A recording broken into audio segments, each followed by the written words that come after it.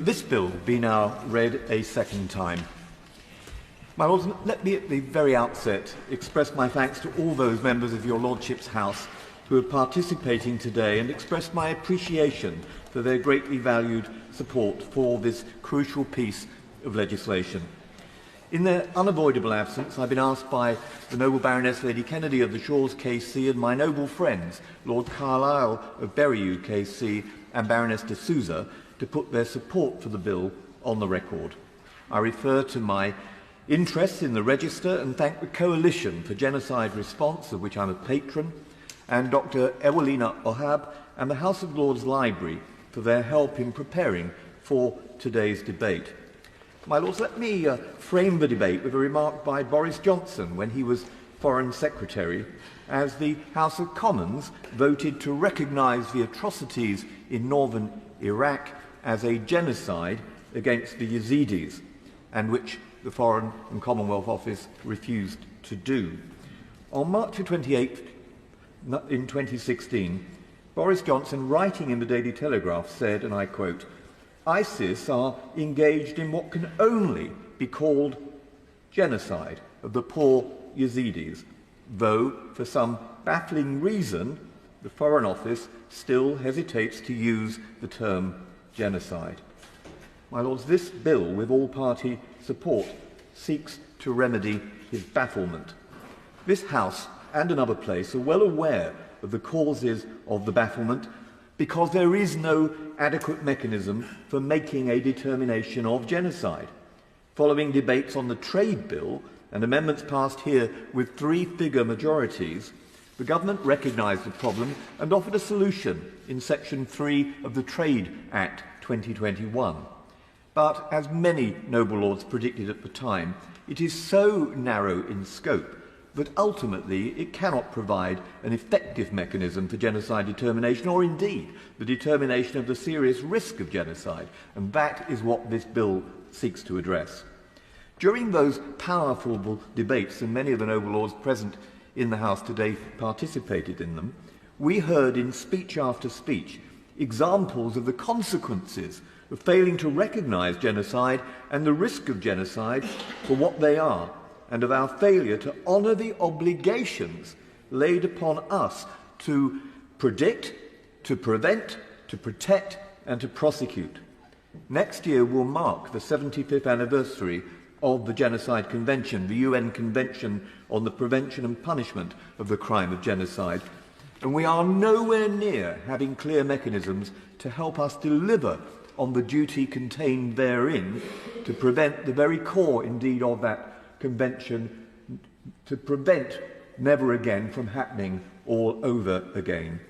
Now, these aren't theoretical debates, but as we will hear from members of your Lordship's House, and Noble Lord Collins indicated in the earlier debate, that places such as Tigray will no doubt be referred to during our proceedings, these challenges are current and they are contemporary. When we don't face the same existential realities, the pain, the suffering, well, the human consequences may sometimes seem too abstract or remote. But when we attached this nation's signature to the Genocide Convention, we were accepting a solemn and binding duty to use our voice and our place among the nations to prevent constant recurrence of this crime above all other crimes. On Monday, in your Lordship's House, I was able to give the noble Lord, the Minister, a meticulously documented account of some of the earliest examples of this heinous crime, including against the Herero and Nama, and of course the Armenian genocide and the Holocaust. It traces the origins of the Genocide Convention and the obligations to which I've referred to and which we entered into. And it addresses what my noble and learned friend, Lord Hope of Craighead, has said is our dismal failure to make the Convention fit for purpose in our time, and specifically to create a legal mechanism to address evidence and make determinations, which is what this bill seeks to do. That account that I gave to the Minister, authored by myself and Dr. Ohab, also examines what our failures to make determinations of genocide have meant for the Uyghurs in China, for the Yazidis in Iraq, the Rohingya in Myanmar, the Tigrayans in Ethiopia, Christians in Nigeria and North Korea, the Hazara in Afghanistan and for the suffering people in Ukraine. On Tuesday, during a drop-in session organised by the All-Party Parliamentary Group on Freedom of Religion and Belief and the All-Party Parliamentary Group on the Yazidis, I personally experienced the Nobody's Listening VR on the Yazidi genocide. This amazing technology brought back vivid and harrowing memories of my visit to Sinjar, of meeting Yazidi and Assyrian survivors of the barbaric atrocities of ISIS, named as a genocide by the House of Commons, but never accepted, as I had pointed out at the outset of my remarks, by the Foreign and Commonwealth Office as such. Last week, I chaired a session on PSVI in North Korea during an international conference on North Korea, partly hosted by the All-Party Parliamentary Group on North Korea, which I founded and am a co-chair of, held here in Parliament. 8 years after Justice Kirby and the United Nations Commission of Inquiry on North Korea said that crimes against humanity, his finding in North Korea, should be referred to the International Criminal Court, it never has been. Why? Because China would doubtless veto it in the Security Council. Justice Kirby, incidentally, has also said it's possible that the targeting of religious minorities, such as shamans and Christians, might constitute a genocide, a question that has never been considered by a competent court and, as things stand, most likely never will be. I do support him very strongly. He's mentioned Ukraine. Would he agree that the language as well as the actions of Putin and those around him is clearly a genocide? I'm grateful to Noble Lord, and he'll be glad to know that I will come to Ukraine as one of the two examples I want to give to your Lordship's House as I proceed with my remarks. The meticulous analysis which I referred to and which I referred to the Noble Lord was written before the shocking discovery of mass graves in Bucha and the hunting down of Hazara in Afghanistan. My Lords, how will that be assessed, and how will those, like those in North Korea, will they be held to account? In preceding debates, I provided details of some of the genocides to which I've made mention. Today, though, I'm going to refer and focus on the two cases to which I've already given mention. In the second half of 2021, as the Taliban reimposed their rule on Afghanistan, the Hazara once again became a reviled target. Over the months which have followed, we've witnessed specific attacks on Hazara mosques, the bombing of schools and other community places in the predominantly Hazara regions. These targeted attacks increased in April and May, and they have led to hundreds of people being killed. On September the 3rd, the Hazara Inquiry, a joint effort of cross-party parliamentarians from both houses and experts working together, revealed atrocities and called for the promotion of justice for the Hazara in Afghanistan and Pakistan in a report which we published. As a member of the inquiry team, I chaired some of the hearings and met with several members of the Hazara community. I sent that report, of course, to the Noble Lord the Minister. It focuses on the situation in Afghanistan since 2021. It found that Hazara in Afghanistan as a religious and ethnic minority are at serious risk of genocide at the hands of Islamic State, Khorasan Province, ISK, and the Taliban. Our findings reiterates the responsibility of all states to protect the Hazara and prevent a possible genocide, as we are required to do under the Genocide Convention and customary international law. The Taliban have reversed the 20-year progress made in addressing the marginalisation and discrimination experienced by the Hazara minority. Gains, I might add, which were referred to in the report of the Select Committee on International Relations and Defence Committee of your Lordship's House, on which I serve, and which published a report on Afghanistan.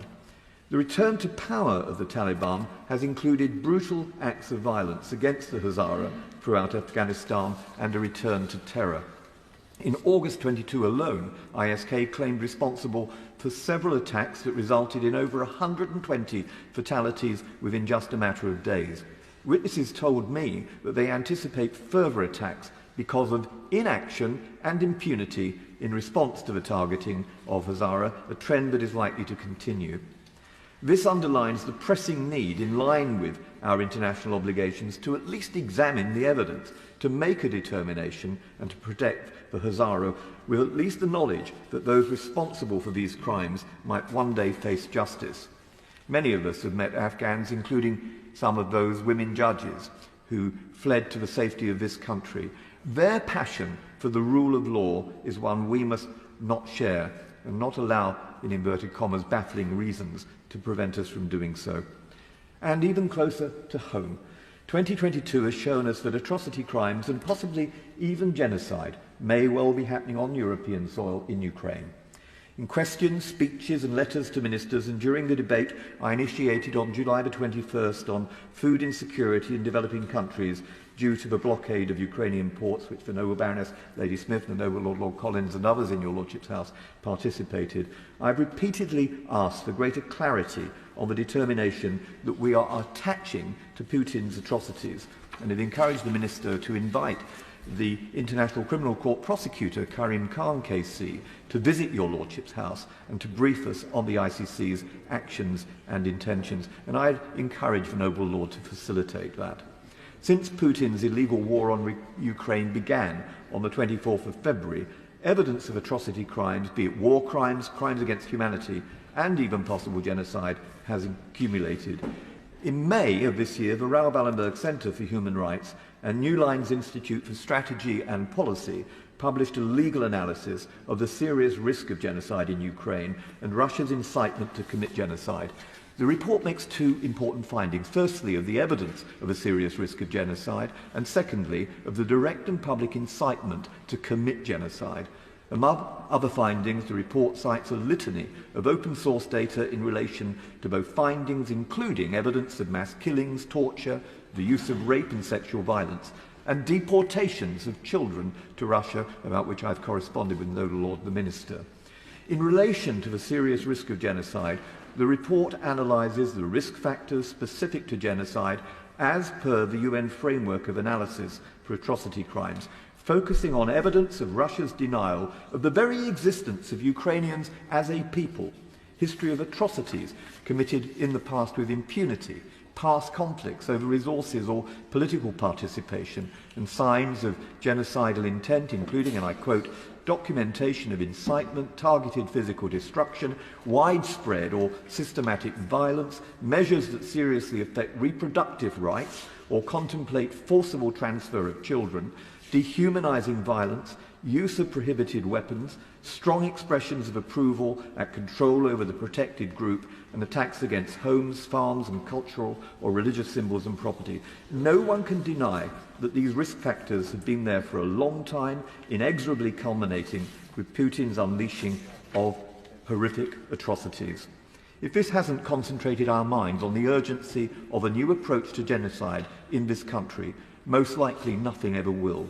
Instead of offering the same old platitudes, it's time to open our eyes to the evidence that's before us, recognise it for what it is, and to act upon it.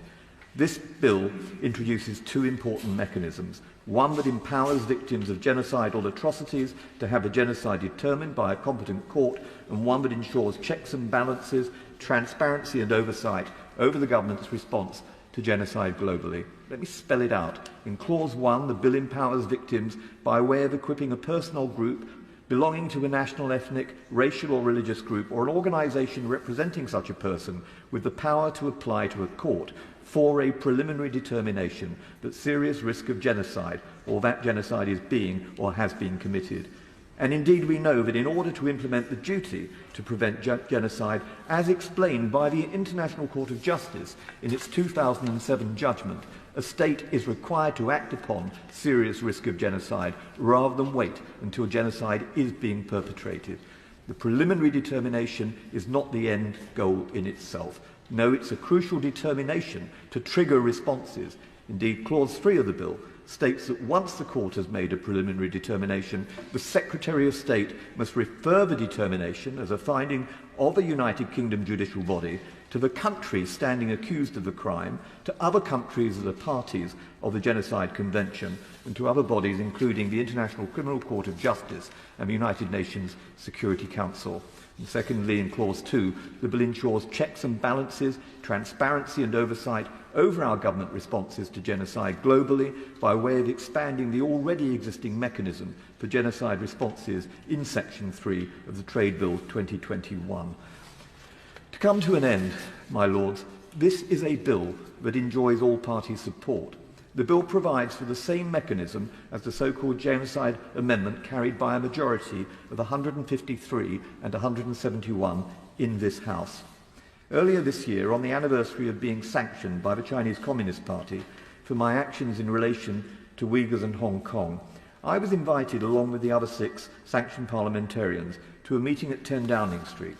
The then Prime Minister and the then Foreign Secretary told us that they would support the reform of how we deal with genocide. My lords, here is an opportunity for the government to honour that promise. I beg to move. The question is, that this bill be now read as